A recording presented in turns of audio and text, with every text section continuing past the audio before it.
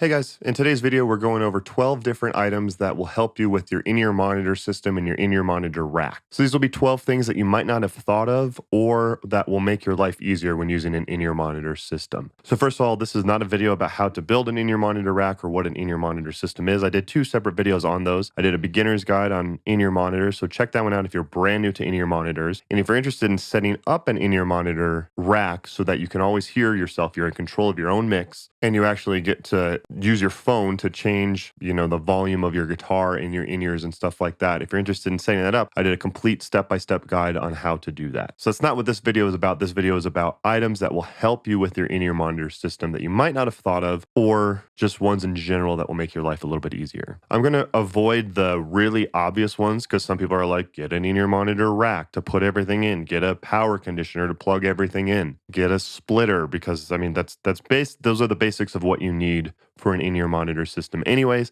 this one is more about a little bit more of some unique items that you might not have thought of. Also, links to purchase all of these will be in the description down below. So before we get started, I post videos like this all the time, stuff on in-ear monitors, wireless, gear reviews, finding cheap stuff for musicians on Amazon, MIDI programming, stuff like that. If you're interested in seeing more videos like this in the future, don't forget to subscribe, and then don't forget to ring the bell, and don't forget to hit the like button if you find this content helpful. All right, let's get started. All right, first up is one of the most basics and one of the easiest ones, but this has been a huge help for me with my in-ear monitor system. Getting some sort of plug that helps you organize the back of your rack better. So for me, this one is really cool because it bends and it twists like this so that you can fit it wherever you need it to. And you get 3 different plugs. You get one right here, and then one right here. So it's an easier way to set up your gear when you plug into your power conditioner in the back of your rack. The thing that drives me nuts, so like the Sennheiser one, I use the Sennheiser EW300s. Those things are amazing. I love those. The plug is always the wrong side. I swear to God, it's always the most uncomfortable angle to try to fit your gear in there. This is actually what I use now in order to make it fit because I was not able to get it in the back of my rack. I guarantee if you've tried organizing your rack and then you're like, I have to move the power conditioner down one level just to get it so that I can plug my in-ears in, but then you move it again and it's like, well, now the wireless doesn't fit in there and it's just such a headache. This is a great way to help you not have to keep rearranging your rack and just get more utility out of your power conditioner. And it's pretty cheap too. Again, links are in the description. All right, next up is a little battery-powered light to fit in the back of your rack. It's just a little push button. If you've ever, been on stage and tried to figure out what's going on in your rack, or why did something get unplugged, or why is the routing off, and going in the back of that rat's nest of all the cables and stuff like that to try to see what's going on, it's really easy just to have a little light like this on the side that you just push and you're able to see. I mean, you can see, here's what it's like just kind of in a really dark room, and then you push the light and you're able to see everything that's going on. You're able to fix the problem. These are pretty cheap. These are decent. That you get like 6 or 12 of these in a pack. They do have ones, they have like a gooseneck one as well that you can attach to like certain Furman power conditioners, because then you don't have to keep changing the batteries with these. I mean, they last a while. You're not leaving the light on very much, so they should last a while. All right, next on the list is a tiny little router. So you plug the router into your mixer and then you connect to the mixer and you're able to mix on the app and change, turn up the volume of the vocals, turn down the volume of the click, so on and so forth. Sometimes I actually use this as the main router. The distance isn't as good as like my really powerful one. And then if you connect too many people to this, it starts to slow down on you. So it's not perfect by any means, but as a backup in a pinch, it's absolutely worth it to have one of these. And these are only like, I think I got this one for $30 on Amazon. Again, a link will be in the description down below. So either using it as your main one, which I do sometimes. When I play solo, this is my main one, but it's my backup one when I play with my band, just in case if my good router goes out. The other thing you can use this for is you can use it as an extender. There's a way you can set this so that it extends your current router. So that's also an option as well. All right, next up is the labels for like your cables and stuff like that. Pretty easy. I mean, you open it up, so you just attach it like this, and you can label what everything is in your rack. That actually just really helps just to see the name written on one of these, because I know I have to go, okay, where's 1? Okay, now where's 2?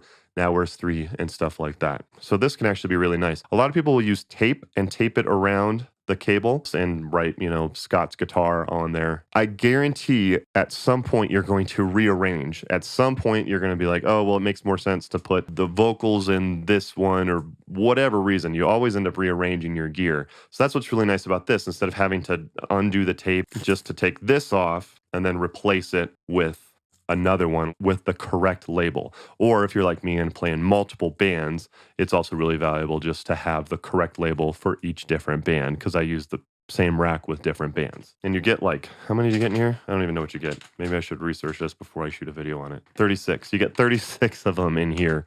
And they're pretty cheap as well. So it's definitely worth it. All right, next up, and one of the most important ones in my opinion, is rechargeable batteries. So that can be 9 volts, AA's, or even AAA's. I've got tons of rechargeables for all of my gear. But as long as you remember to charge it before your show, which I do before every show, I just charge it if I played an hour the night before or if I played 4 hours the night before. I've never had the batteries die on me. Most of my shows are 4-hour shows. I play over 100 shows a year, and most of them are 3 or 4 hour sets. I've never had the rechargeables die on me before. So that's for in-ears, for wireless and stuff like that. So I definitely recommend it, especially with in-ear monitors. And it makes sense to have, so if you have, if you need 8 batteries, have 16. So after you finish a gig, you can replace them with the other 8 that are charged and then charge those other ones and so on and so forth. You'll find your rhythm with them. So there's 2 that I recommend. There's this one is the one that I've been using for a while, and it's a good one. It's really, I have a ton of stuff that I need to charge actually. This actually doesn't fit all of it. This one has 2 slots for 9 volts and then 16 slots for either AA or AAA. However, I just got this one. This one was actually sent to me. I'm not paid anything by this company to say anything about it. They just sent it to me to check out, and it's actually really awesome. It charges actually over USB-C, which is really nice. So if I do lose the power cable on the other one, this one always has the option right here by plugging in by USB-C. It has 8 different charging ports. It doesn't have the 9-volt one, but I mean, like I said, most people don't need rechargeable 9 volts, but you can charge AA's and AAA's. And my favorite thing, I love that it has this like empty back right here. So when you're ready to take the batteries out, you just put your finger through and they just pop right out. It's a lot nicer. So this is the XTAR B68, and I'll post links to them down below, as well as the types of batteries that I've used. I haven't really found certain ones are better or worse or anything like that. The Energizer, the EBLs, the Amazon Basics are actually really good too. And like I said, these XTAR ones have actually been really great as well. All right, so this next one, I actually don't own myself. I used to, but it doesn't fit anymore with my setup, is the little shelves. So mostly they're 2U shelves that you can put in your rack, and then you always have access to where your in-ear packs are, or your wireless mics are, or wireless guitar or whatever is always just in the rack. So that's really convenient. So my rack is a little more compact, and I'm going to be doing a video about how I designed my rack to fit in my smaller car. So don't forget to subscribe in order to see that video when it comes out. I'll post a link down below to the one that I did own when I had this. Okay, next up is the XLR to 1/4-inch adapters. Now you basically have 4 different options. You can have male or female XLR to male or female 1/4-inch. I'll post links to all of them. This is the one that I find myself using the most. So for example, like my band, in one of my bands, the click comes in as a 1/4-inch input.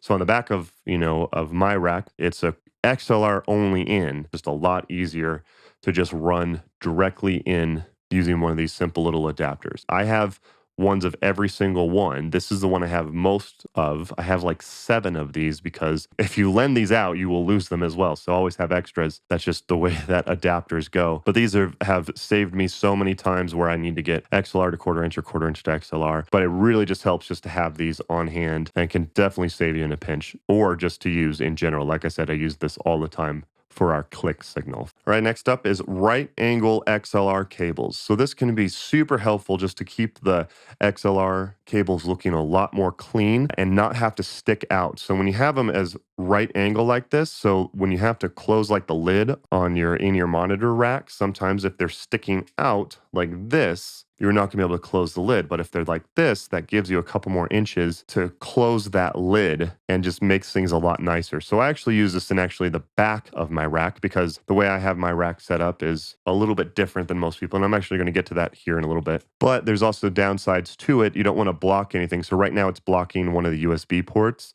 So if I ever have to do that, I have to replace this cable with something else. But as of right now, I don't have to use that. I really like these LYX Pro ones. These ones have done really well over the years, and that's usually the ones that I get. So I'll post links to those down in the description as well. And just FYI, they are Amazon affiliate links, so it doesn't cost you anything, but it is a free way to support the channel. If you find this helpful, I would definitely appreciate it if you use those links down below. It is a free way to support the channel. All right, next one, just a really quick one. You can get some Velcro and some cable ties. I know this seems really obvious. A lot of the stuff in the back of my rack is, already connected, and it doesn't move around a whole lot. That's the way I designed it. But I do have this one. This is like a 3.5 millimeter one that I need to connect like an iPod to or something like that. And I just have a little piece of Velcro over here on the side, and then I have this cable tie that I attach to the end, so I always know where it's at. So that can be used for cleaning up cables to get them out of the way, or just having a way to organize them a little bit so you know where they are. I think this one was a little bit obvious, but at the same time, if it helps one person out, then I'm going to include it in the video. All right, so this next one might be a little obvious for some people, but it changed my life when I started using it,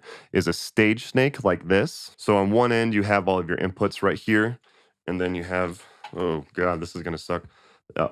It's, a long run. This is about 30 feet because that's about usually how far I have to run in order to get to our mixer. And on the other end, you have all of your cables right here. So you plug in, it's labeled 1, 2, or A, B, C, and D, 1, 2, 3, 4, and stuff like that. I mean, I've already marked on these, which one is which. And then I run these into our input, into our mixer, or into our splitter, actually. This has just made things so much easier and so much cleaner, and saved a lot of time, actually. And it also, when everything's labeled like this as well, it's also really nice so that you can just tell, your bass player, hey, plug into the bass port, and that's it, and then I'll take care of the rest. It makes things a lot easier just overall. So the ones I recommend is definitely the Elite Core ones. This one is solid, rock solid. I haven't had any issues with this. It's really nice because it has 8 inputs and then 4 of the return ones. So one of my, the other guitar player in one of my bands, he actually has his in-ear monitor system with him, so it's not in the rack. So he knows just to plug into that send right there. So it's not just inputs, it's actually for outputs, which is really, really nice. So I definitely recommend the Elite Core series for the Stage Snake, and I'll post links down below to those. But that ties into the other 2 things I'm going to talk about. Okay, so this next one is how I specifically do this. So most people, they actually have their XLR tails hanging out of the back of their rack, and that's what they plug into front of house. I personally don't like that because, it leaves these cables dangling around and they can hit power cables or something like that. I just like to have it as clean and as tight as possible in the back. So the one that I actually use, because you need to have a way to get the signal to go into a splitter, and then that splits off, goes half to front of house and the half goes to your in-ears. The one that I actually use is the ART S8 3-way. And this thing is great. So it's got 1 in and then 3 outs, which is really nice. So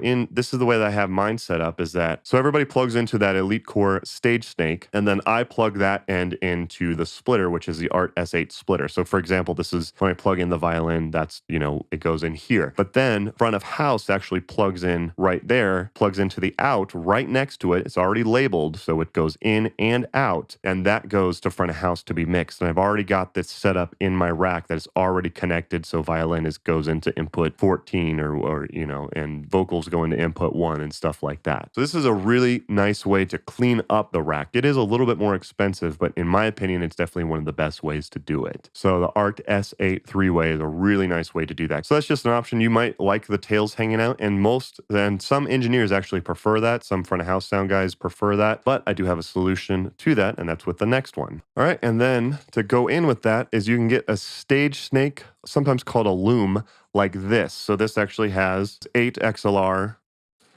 and then 8 XLR right here. So actually for this one, so since I use that ART S8 3-way splitter, is I'll use this to plug into their system, because sometimes they're planning just to have XLRs just go into their snake, actually, sometimes. So they don't like that they have to run, 16 XLRs into their snake. Some sound guys are fine with it. I mean, that's kind of sound guys in general. Some of them are fine with it. Some of them are grumpy and they want it to be exactly their way. So I always have 2 of these on hand. This one's actually really nice. This is the Hosa one. Just having a way to run, 8 XLR cables at once is a really great option for your setup, especially if you do end up using that ART S8 3-way. You definitely want to have at least 2 of these, or however many, if you have 8 inputs, you want to have 8 cables. If you have 16 inputs, you want to have 16 cables. So definitely always have this on hand just in case if you need it. So that's basically it. Those are the 12 items that I have that have made my life better with the in-ear monitor system, and hopefully I've given you some ideas of how you can make your life easier with your in-ear monitor system as well. If I missed anything, please leave a comment down below. Let me know of some items that you found that are really helpful for your in-ear monitor system. I'm definitely interested in checking that out. If you found this video helpful, just do me a favor, hit the like button. It does a lot to help out the YouTube algorithm. I know a lot of YouTubers hate asking for it, and I do too, but it is actually a really easy way to help support the algorithm and feed the algorithm gods and suggest this video to more people. So I would appreciate it. Don't forget to subscribe if you want to see more videos like this in the future. I will be doing a video on my specific in-ear rack at some point in the future. I got a couple other things coming up, but I plan to do that one in a little bit. Don't forget to follow me on my social media pages at Scott Ewell Music on Instagram, Facebook, and Twitter. Check out some of the other videos that I've done here. Check out, I have some in-ear monitor hacks. So I have a way of having a super portable in-ear monitor system as well as a cheap in-ear monitor hack for only about $100. So be sure to check those out. Thank you guys again for watching. Don't forget to like and subscribe, and I'll see you next time.